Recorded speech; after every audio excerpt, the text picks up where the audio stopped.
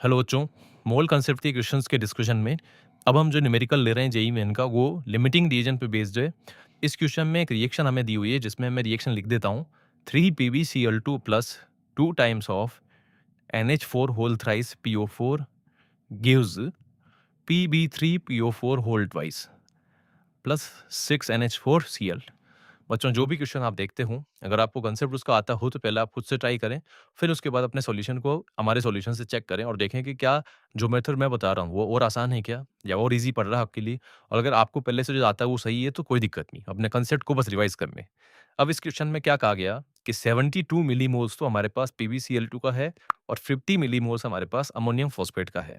इन दोनों के अमाउंट से हमें ये बताना है कि जो प्रोडक्ट साइड में Pb3PO4 होल ट्वाइस है यानी ये प्रोडक्ट कितना बनेगा। तो उसके लिए यहाँ पे जब दोनों रिएक्टेंट का अमाउंट दिया हो तो हमें एलआर फाइंड करना पड़ेगा। तो टू फाइंड एलआर हम लोग साइड में क्या करेंगे, ये काम करेंगे, दोनों रिएक्टेंट के मोल्स अपॉन स्टोइकियोमेट्रिक कोएफिशिएंट की वैल्यू निकालेंगे। तो फर्स्ट रिएक्टेंट PbCl2 के लिए जो ये काम मैं कर रहा हूँ उसमें उसको 72 मिलीमोल को 3 से डिवाइड किया और अमोनियम फॉस्फेट के जो मिलीमोल्स हैं मेरे पास 50, उसको डिवाइड किया जाएगा उसके कोएफिशिएंट 2 से। यहाँ से ये वैल्यू 24 आ रही है, ये वैल्यू 25 आ रही है और स्मॉलर वैल्यू कौन सी है बच्चों? PbCl2 की है। तो इस रिएक्शन का लिमिटिंग रिएजेंट हो गया हमारा PbCl2। अब उसके बाद इससे प्रोडक्ट का अमाउंट निकालने का एक बहुत अच्छा आसान सा तरीका बता रहा हूँ।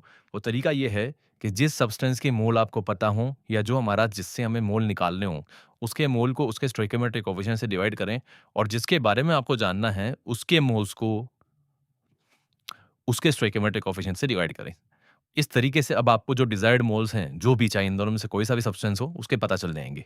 तो आप PbCl2 के मिलीमोल कितने हैं? 72, उसे डिवाइड कीजिए 3 से और Pb3PO4 होल ट्वाइस के मोल निकालना चाहते हैं, तो उसको डिवाइड कीजिए 1 से। अब बताइए यहाँ से सोल्व होके कितने मोल आ जाएँगे? 24। तो हमारा जो आंसर है वो इस क्वेश्चन का कितना आ जाएगा? 24 मिलीमोल आ जाएगा। ये लीजिए, हो गया सॉल्व। तो ये एलआर बेस्ड प्रॉब्लम अपने को इस तरह से सॉल्व करनी है। Thank you.